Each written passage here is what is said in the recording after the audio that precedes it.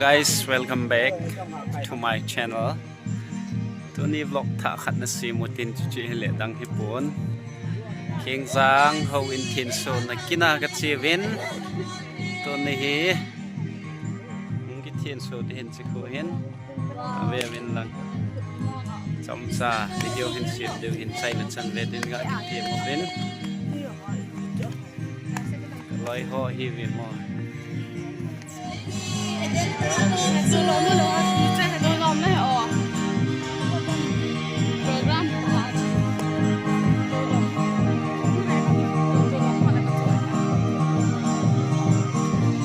Chị hin hậu in chú.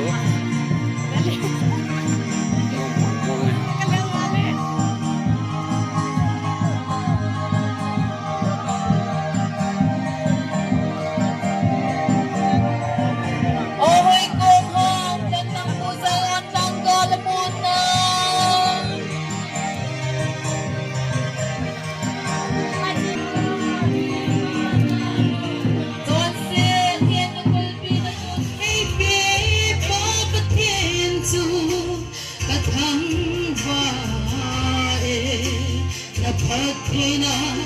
ang valaw kay kahipwa. Nengko, no nasa lintunin hiti, na hawin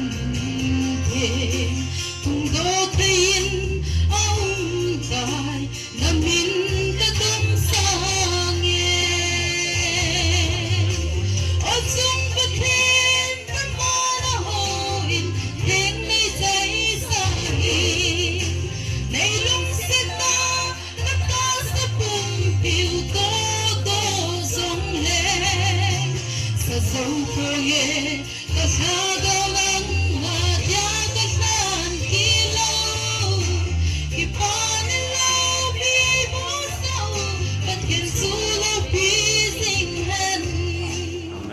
Amen. Hallelujah.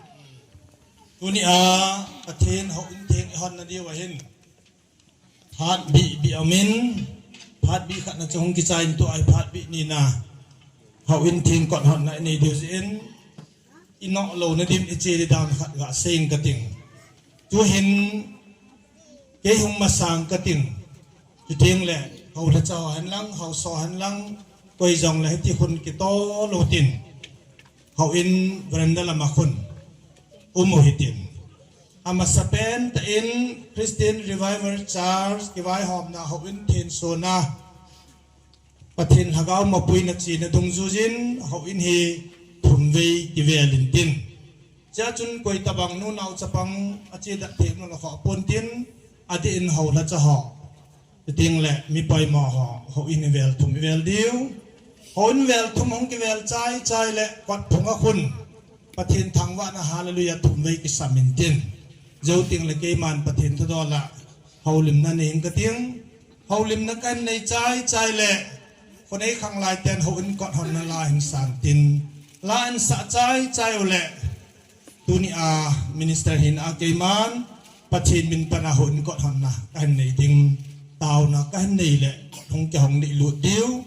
Hau in sung ilud lut wala hau bung mi ten hau in sung kon mai cham masapen taan sim diu hichi mai cham ma chu koi tabang mai cham sim no mam zong le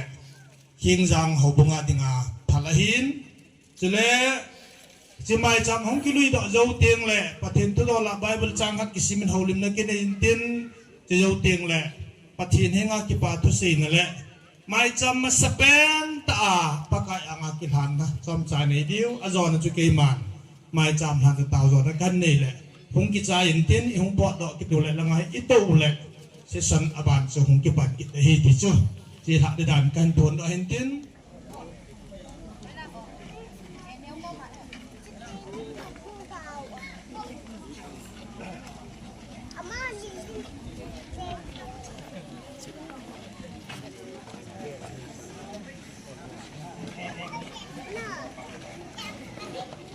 Sì, chú video là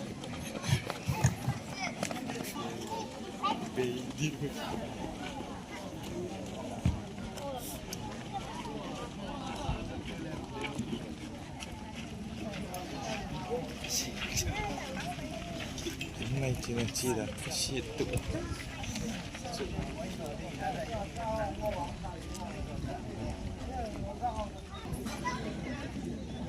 chum vei na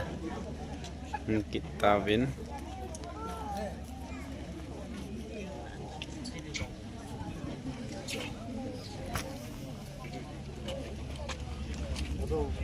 lim kala san hospital sang le kala ya tinggal itu di dan ne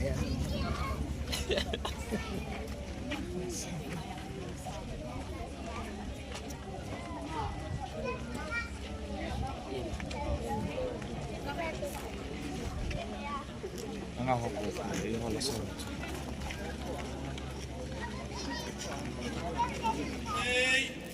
Hallelujah. Hallelujah. Hallelujah. Amen. amen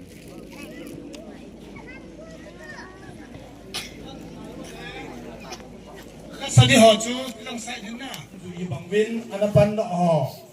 Patin ho masale patin to kiha masahot na bon ho su no. Ju hivin amasatain patin ni kuna ki sa ho na chen poi. Ahin ay gupta gama ko na Israel te apo no chun. Patinin achen na dingin ho bu sa asin hambu na hi. Ahin David leng hong chan panin David na sayin. Kay mag kedel tinga kachengin kapatin pun mu acheng ti apunan hi ipachun patin ange alo tupi da patin chen saring hokun te asadomin gal bola hin patin pa sapon acha pa Solomon Jehovin tin nasada hi hallelujah tunin patin awin sanom jong len patin pa sa ro ki sado te poi ti akilang ne he yen Solomon hon tin asadoin Leng te khatna bungi na chang som na ni som na tumin siming kati. Ijun Solomon ama akyo viniti seitai. Pakain wan lai zol ni sa kayin ama na muti khang khal abu ka chen ding hai ati. Nang ma ton son gi am na chen na dingin kei ma in hoi ta khat ka sa pitai ati. He.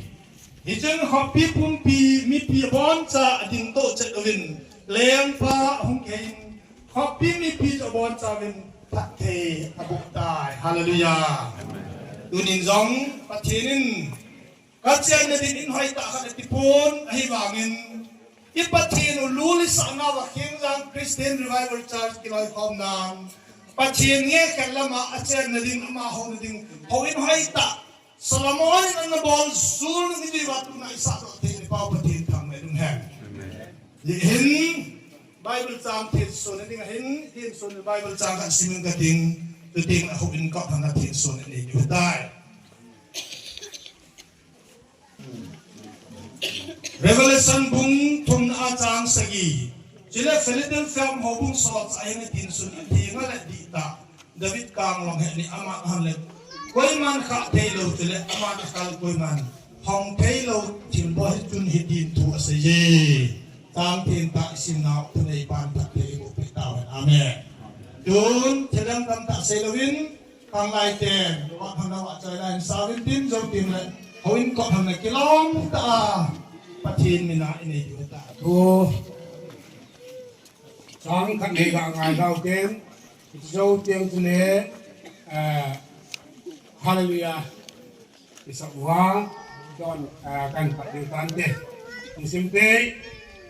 pakai patin nang mahak ni songen hichi ing hi kain gongwen nak dam na le patina nei chan jalon tunin kahin mol su tabe hallelujah amen amen hallelujah nang mahak ni songen pakai patin nang mahak na songin hichi ing hi kain gongwen Nang le patin ni chan jalon Nale patina ni chan jalon tunin kahin mol su tabe Tunin kahin mo so tabe hichi ing hi ale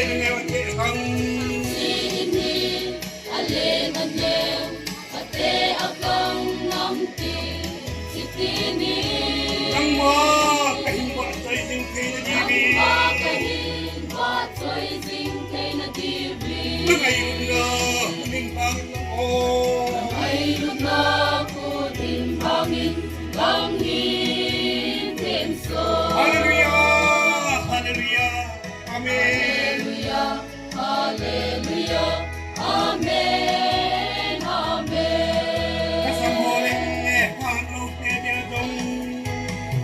Kasam hole, ahat lo te dia zo. Purin na in pang he. Kau lem baya nang mahin holte.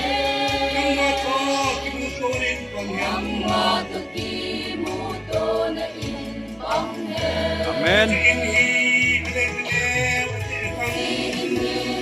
Alen ang heo, ate akang nampi sitini. Ang makain batsoy singkay na tibi. Rai la imo bangwin aman ahon na koi man kha thelo aman na kha le koi man hong thelo jimina chu hon diu hi sin kunin sin theng hi hobong mi te lai na hi koi ta bang su kian ni am na pathin ko ma ngai dam thum na thagaw mat som dam na mun le thagaw wa ki phum kha pa the tho na mun ni nga tu ni a pi chin theng hi pakai thacha ren ru sat ke man pagkain ahon do kung sondam tat isok dingin tunin pagkain sa sabiman papatin sa nagawtin patin minin hando na anay tanahi. Amen.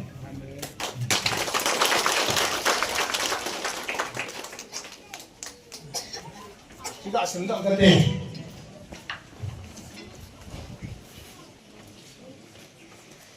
Dedicated by Reverend Rusak Gambi, 45 Pastor CRCI, dated 10/12/2025 in Patininga, Iman. Itin sunaw pikilanin kan tao na katkanil na bon saan kung isimula tao na Hallelujah! Hallelujah! Hallelujah! Hallelujah! Epa. Nanungsin na lopi tanay sa naba. Tulad si Hawin King, anong makalaw na kahipon, na Hawin kay kalaw kahipon, si Zongle. Aluwi sana at salo kay nang manintig sa halitin ng katang kote. Tulad aluya po at tikiyal mga, Hawin King o tikiyal, tingin, Hawin hindi ang tanang sin, tanang na po ang katawin. Tulad si Hawin takan, handawa, sumahulog daw sin, lungtang natakapun na huligin, kahawin ting handawi nang ma-happy nga na pagkain ka na pagkain sa Kristo na pagkain. Amen.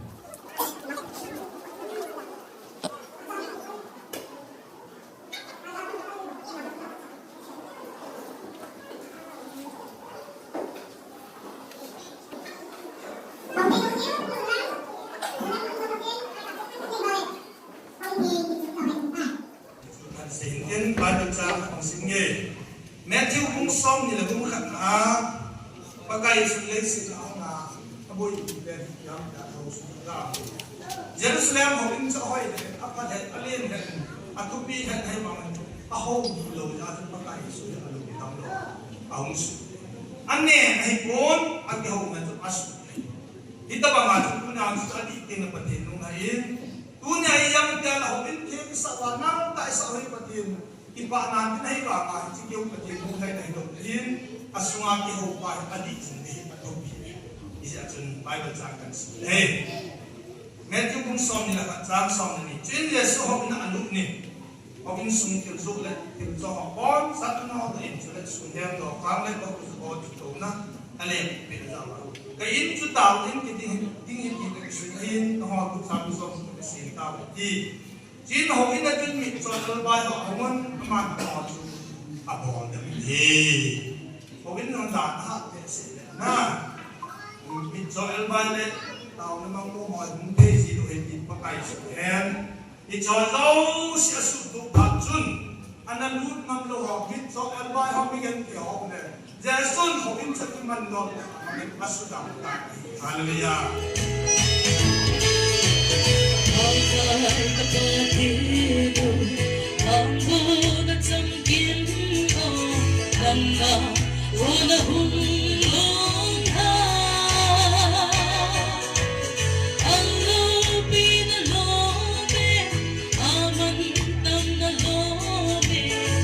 se in a home na amor patay o sampai paghin ang lamin paghin pa say amor na tuy na ihod in a home long time alone in a long long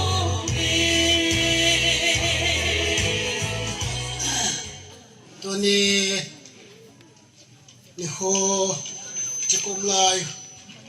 hubung miti adinga khusung miti adinga kin le dong abi bi na kimang zizong le hichichan ge pathin phatna pathin milung sit na angai lu na sang pen pen tuni a hichitamang kin lo pita mi min na to thil won hoi lang khat lang mi em zo sin akine su keyin akibol su keyin lo hin no ho ngai tu no ho ya kai ho hi apakaya ko na bo hung hung ji en to nen ki pom ka samong mongin ulenau hat masalanga in pipu ako nin jam lim na ho jam ho lim na ho lam chom choma ga ngai havin hung kal sung yo sien tu phat ho hinang khalanga se dingin Christmas dikon phat kin le dong e ho adinga phat kitchen kam ta pi jing lai hi jang le tunia hausa chuten hi chelanga ho lam kai pastor ya ta ta minu mi pa lunga gol samte hiche ka ki pa nau le chuten le pakai jala hiche kin lo pita thil lo pita pathirin e bol pi ho nei hung ki pa hom pi nau ka yelin ka ngai tu in hi le lo pi ka samong mongin nong kal son nau le chuten le nong ki su kim na ho azat so azat za in pagkain na malampi wa patinan na mapuijing tawen ti pagkain minade sa natudola neo khat kakipana za na chungwa kipathukan se kinin he ina sibut oh hopung chairman pu adi khat na ni simjeng tu ke tai ka asim halo ya to form building finance put in simde memento he ngai lang ole alung na lang tao sa gabi ngai bo chairman point simin tate gel do jingna ai mil kelo heche ki patil pe hi pu kham len kieng jang ho bung mi ten pakai ho bu teng sa do na dia ta chana to na a thale lung kim gil ta pan ela pi nau zala heche ki patil pe hi ki pe hi athenin amale en sungmi te pate bo jing tahen kieng jang revival church karbi anglong asam apart 10 to air 2025 chairman Edikon pu paugen secretary pu buntai etijo tunia iga pi do diwenten me chi hau sapin e hung pi do pi la pante hau sapi hung en lang hi che memento ho hi e ga pi do le pi le ki pa min te aban chan kum than lang akisim so ta ye chuna khanin min te ngo yang ga ki to sang na pa de kon lu hung te mo mai bon cha khan ho ding ten lang khai di kon lu alam nom lo hai loi tang phat in ko a lo se tin oi cha bon cha hon ti kai ta si yo ti kai lang ama nung chu na ju ya na hok pe de in vok yang ki pa na ya len ho bong mi ten le gim nau na chol nau wa in ka se di yang chu no na bo chi chu i ma cha kam hi yang le ho bong mi ten amin ki su do ju amin ngai lo ajim chu ga ne le chu na ki to se ye nge in ata no mi ata chi chu ami no ngai lo chu na pi pe le ye aga boi the ya um lo chu sunga chu ta e ke che hi ke chu ma ba me aba min CPF Christian Prayer Fellowship tha henga ke loi khom na tha henga hom ye ngai mo na loan finance mo hunti advisor patch advisor sala tik noi lang hoy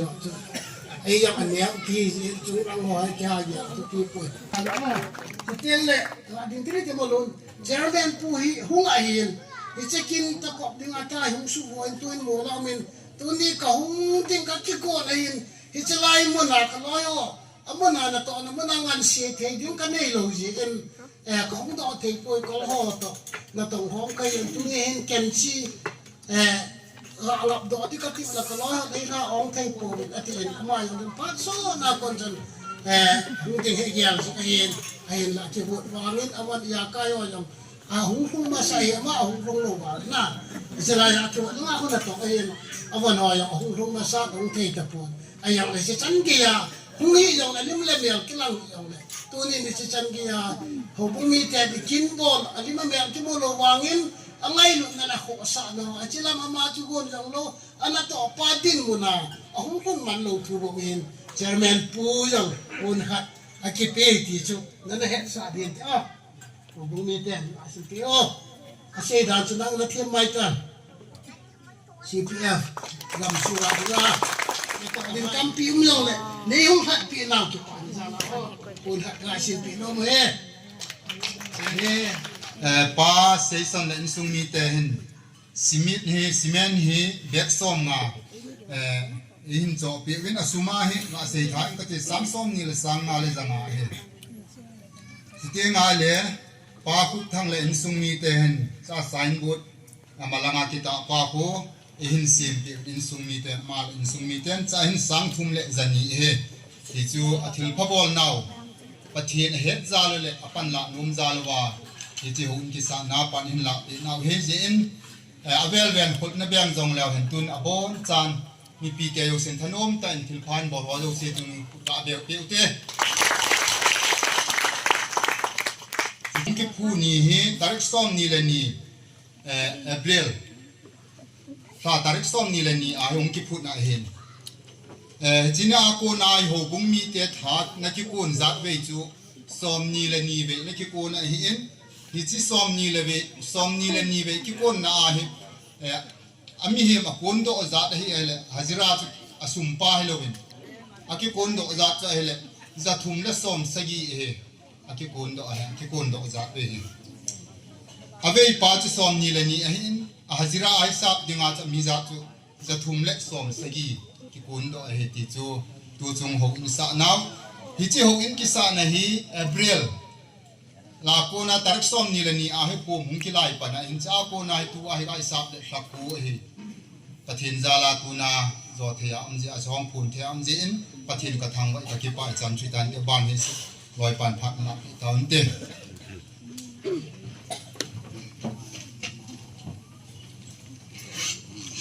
sa penin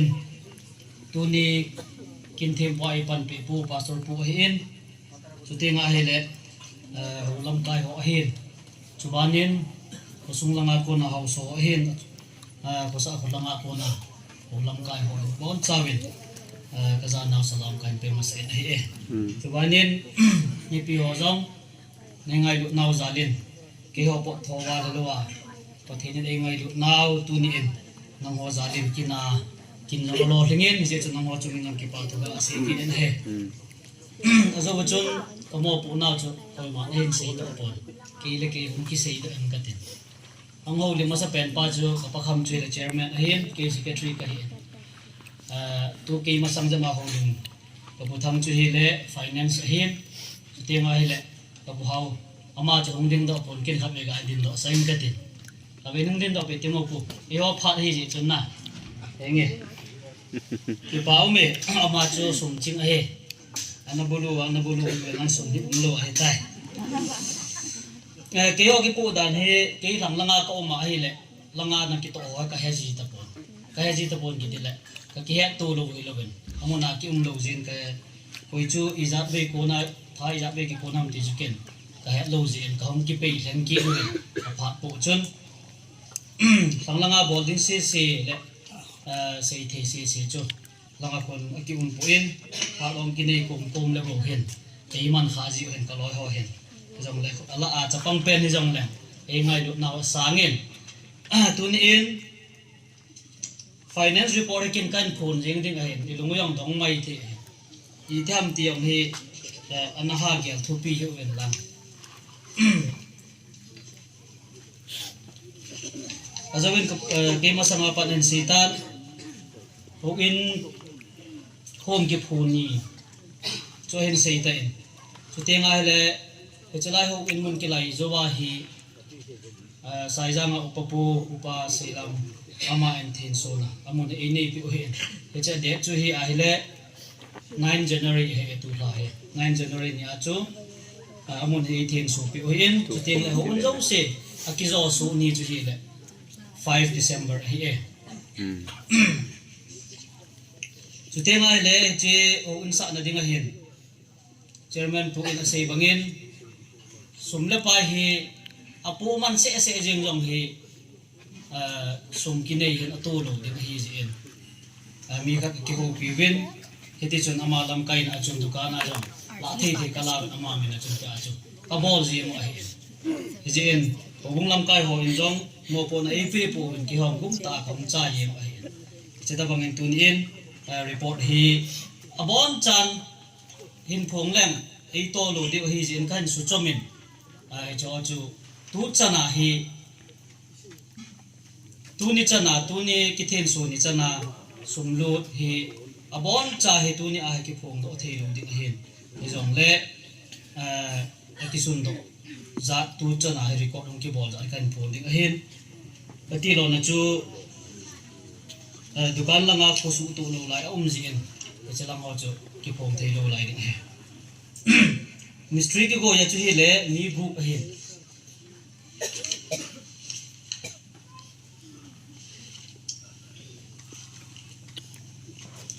mystery ki go ho chu hi le head mystery bu hi Saiful Islam hin ama manja hin abanin Ranjit Biswas hin ama hin ceiling to team la glass fitting ho ibor bi in abanin ha hau phai pi janga ha hau ma hon ko sim bi in abanin Surajit Namasudra ama hin putin to rong nu bi in abanin Samsudin ama hin tiles e pa bi in tingle palet ama hin bench to wiring ibor bi migu mystery he migu ki go hen ke je kala jong chun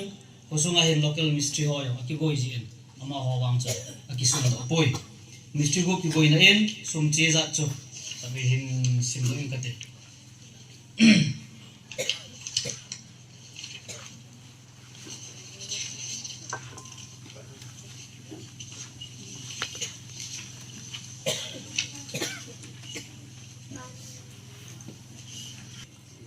bom soma kan seding ahin ama ho ki goi na za na chun laksom le laksagi le sang som thum le sang sagi to zagi le som ni le bu 17,37,826 eche mystery ho tu chana ki bi ai e abanin thilelo ki chona che ho in ki sa pat dingin thilelo na ki chona tin ho ahin iza kai ni taru te ke cho ahen laksom le samsom gup le sang ko le za gup le som ge le thum chi e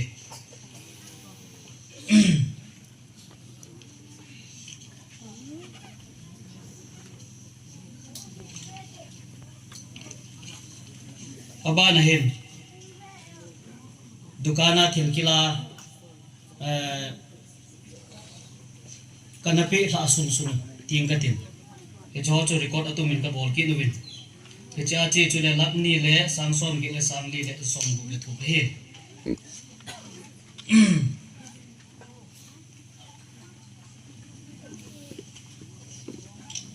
chỉ tên này chú A to B in cái coi gì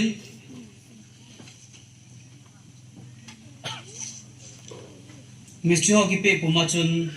chuban le Mr. Hockey pe na chu hiin abanin tui ki khai na hin tui ha namun a hi zin pipe na hi tui alu wang hin man khamen om do ji pon hi ji chun gari a hin tui a ki khai ki nin ji cha tui khai na man chun sang som ni la sang ko chi hi e abanin thau cho na karan phun do na hi ki ji in generator thau hin chu te ngai le cái chỗ welding cái bom in diesel ahi in cái chỗ na chun 39,120 chin aban in thing to to na sim na ding thing khu to chu ting le at mani 138,500 chin thaki kon azowa finance but and sim do bangin thaki kon ne la donin 12,890 chin abanin pump generator welding ball adingin pump akipu le na in sanko le zanga chin abanin cement ki cho na hi dukana kilaji e na la hongzu phanin cho tho dingin aumen ke cho na man chi lo apu na man hi samni le zani le som ma hin Hawin pet ni hawin lui pet ni an kung kisim nan sang thum le zo tu dunin si zo win Mr. Khat wei sun sa ka cho pe win hi chan ge to wa ba hi bo do langa ko na khat wei se sa ki cho pe hin cha chun zanga chi tu ban le tiles mana ki pe la khat hin azo na penin varnish hin petrol hin jo ki cho nen sang ge le zagi chi in cái chỗ gom so mà tu chân là record là chu 34,30,032 rupees is that chu tu chân là he record là omin cái gì bangin exam thì lại sa mà hiểm tâm chuyện là lại định là chu dukan là ngắt cái là ho hi milaya pang pa lâu lại gì ông đun lâu lại gì ki về tu thei pun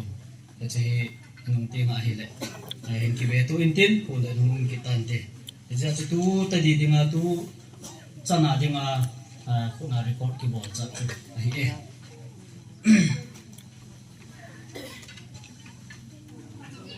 in the congregation of Kinzam Christian Revival Church we extend our heartfelt gratitude and sincere appreciation for your generous support as because of your kindness and we have completed the church building construction in 8 months, and now we can gather to worship God in this place. Your contribution transcends boundaries and amplifies the spirit of philanthropy and goodwill. May your generosity be returned to you in abundance. May the blessing of this place be a testament to your compassion and good gesture. Presented on this day, the 10th December 2025. It's here. Mo ai po pe pau chi o un ki sa sunga hi ke ho hi usunga mi het dingin mo pu jong le ke ho no khat min ai ta san the di win mi ta san thi ta khat ke ma de ama hi kan pe mo ama hi po ni jong le manager pu ni la pe la pa te mo raju dada mo অনুরোধ কৰিছো এইটো বাবুক দি দিবলে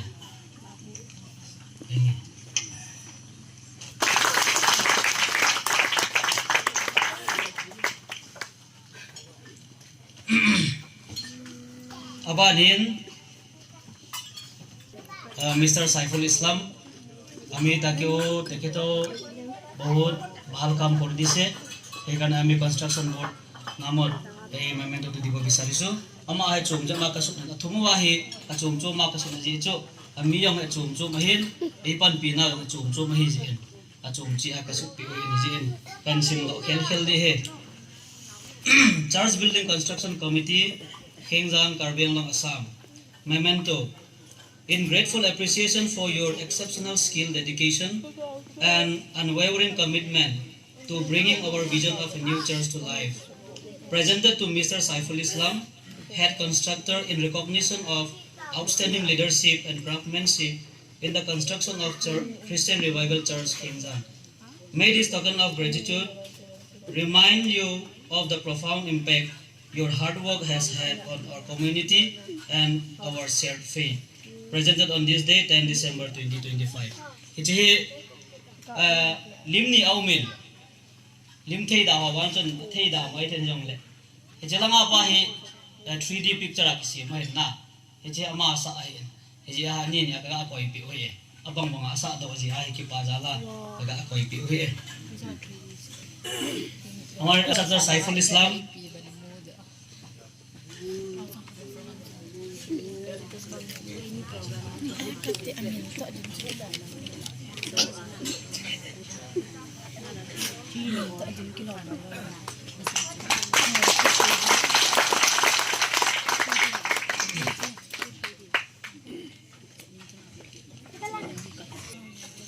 अथुम नचानी अजवा manager po ka teacher Raju jong kahin pinumwin ama jong he kakimat son no ahin ito ho bungon ke ho imat hin ke hon ji he kahin pi diu he yung san pi diu hin aji Raju bhai ami eta memento dibo bisarisu karon hol je আমাৰ মাজত আৰু construction committee মাজত আৰু বাবু মাজত যিবিলাক কাম থাকে আৰু দোকান ফলে যিবিলাক কাম থাকে সেইবিলাক আপুনি স্পষ্টকে একো প্ৰবলেম নোহোৱাকে ভালকে কৰি দিছে বুলি আমি বহুত মানে খুশি হৈছে এই কাৰণে আমি এই মেমেণ্টটো দিব বিচাৰিছো ৰাজু মই অনুৰোধ কৰিছো এটো এৱাৰ্ড বুলি কম না কি বুলি কম এটা memento tu alwen simdo ke ning kate kasai bagan ama lo wayong hi ama lik pa ta asam za lo hi ama jala ki ong kazan khayu hi ji chun ki pa jala kan pi diu hin a token of love presented to Mr. Ran Bahadur Biswakarma Elias Raju in recognition of your outstanding service as a mediator and your profound impact on bringing this construction to a successful conclusion. Our heartfelt thanks for your patience, perseverance, and wisdom throughout the mediation process. Your genuine concern made all the differences. 10 December 2025, Kingzang Karbiang Asang.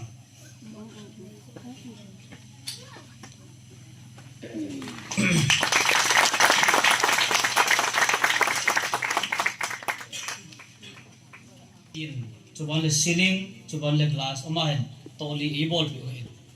Iga gela hele sum ki pi aki ball sa cho hinai tham thip dang chu itho a hele. Inle la ama ho zala ichan ge to mo so aum ji a hi sum le pai nei ji hiluben ki pa zala ki hon jong zo ham ham kan ball ohin ji in Ranajit Biswas মই আপোনাক অনুৰোধ কৰিছো এটো আমাৰ জাতীয় ফুলনি গমছা এটো গ্ৰহণ কৰিবলৈ আমি মেমেণ্টটো বনাব নোৱাৰিলে ক্ষমা কৰিব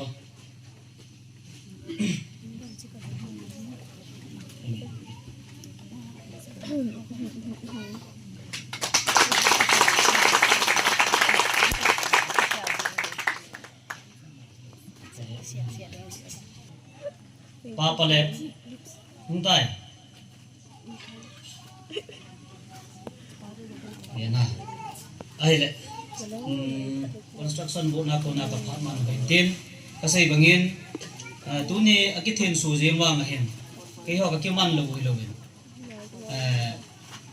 ka kim the lo ji bo in report he chin chin ka pe thei pon he jong le tu chana hi ka pe thei sun sun chan chin tin azo na in ka lo ho ko mi long ki pa thu ka asin men phat dam ka nei lo ji men ke cham walin aji chu mi boi mong mong ka hi ji in ka chapan wa ma hen mo pu na jong ka la in sung se lo wa zo kham khama ki nei ji a hi le tha dong ka nei ji po na jong le ka loi ho som ha na za le aneu pen ka hi na za le e ngai du na za lin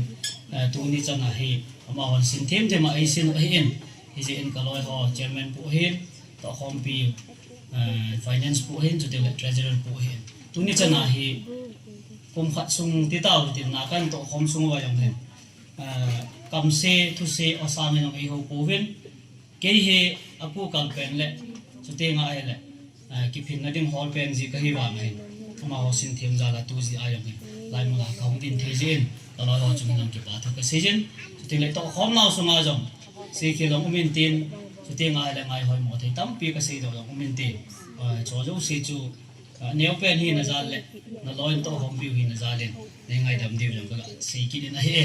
chan chu construction board langa pu na ka phat man jon hai ta tin ko lim na sunga se hi se ba ma ki mai da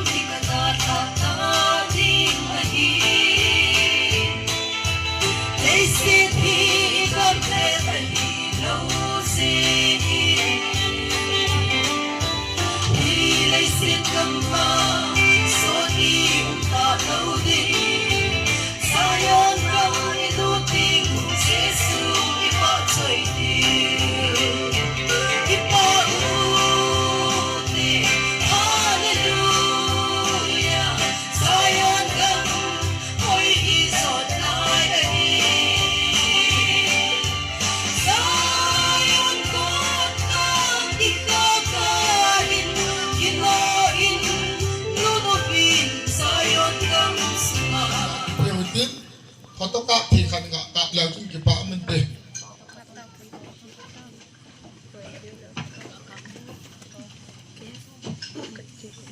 đơn pastor ho li kam ra bun kyo na kunin at the kan kun hi kịp bạ thì bị suy luôn suy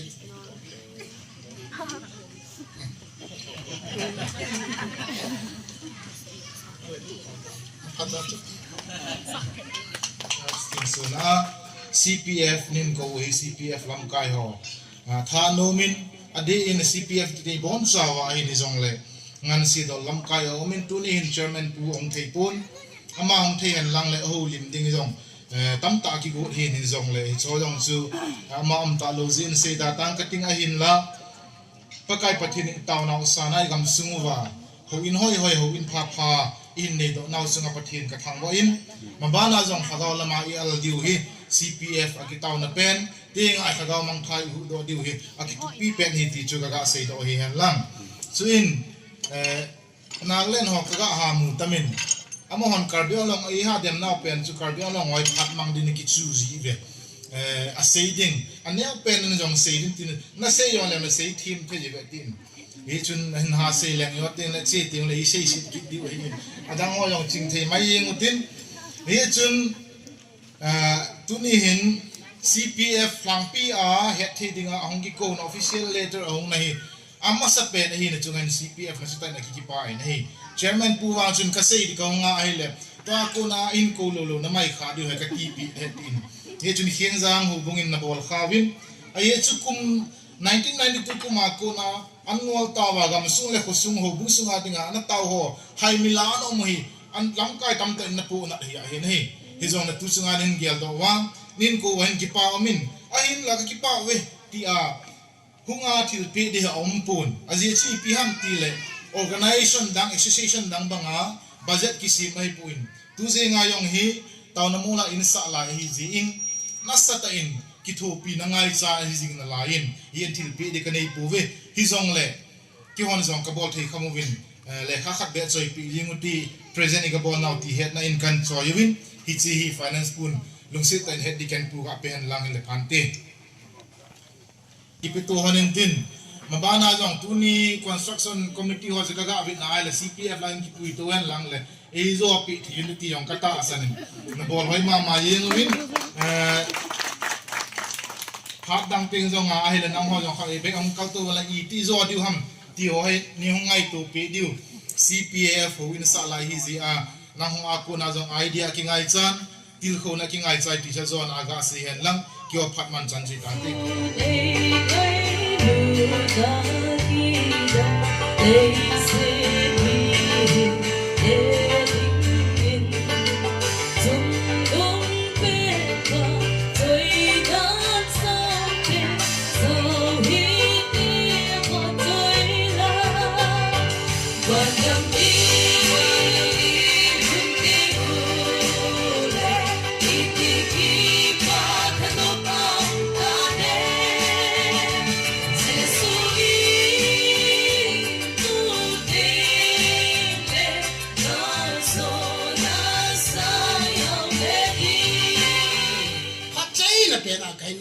cái màn trả đất xuống xây hiền xây vào làm lập cái mình cái ngày thiêng mà cái bài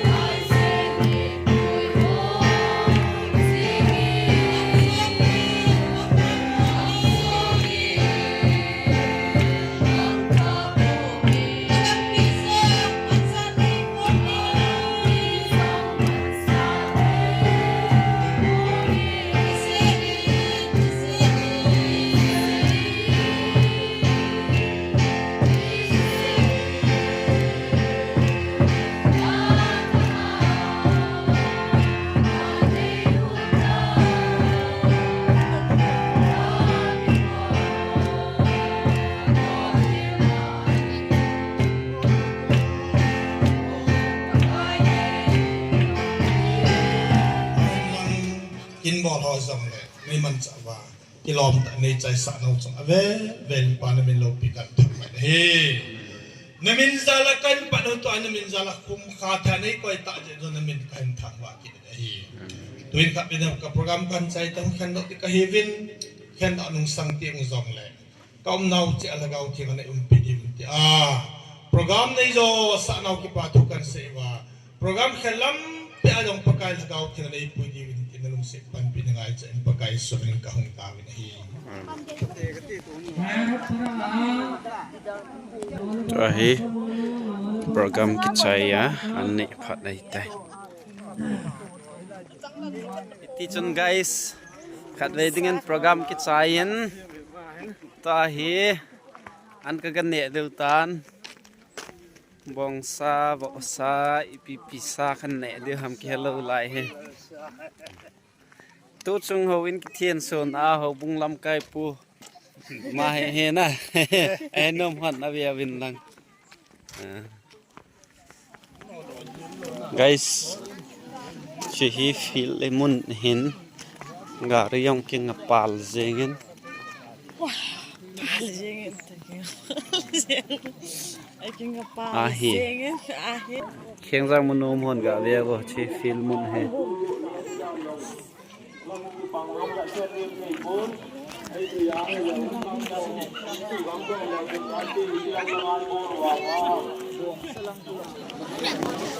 guys boy kha jing kan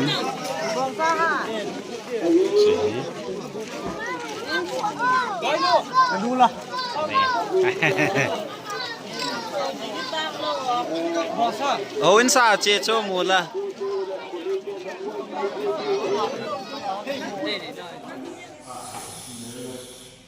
khen rang hậu in chú sung ti hin tut chung a obong present bol hậu chi hin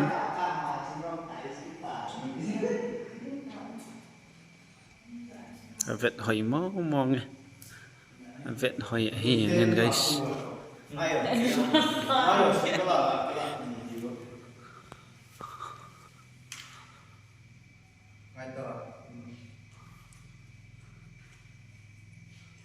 hello guys tu chung vlog hin si một số kat wedding in a China hong hiding hitan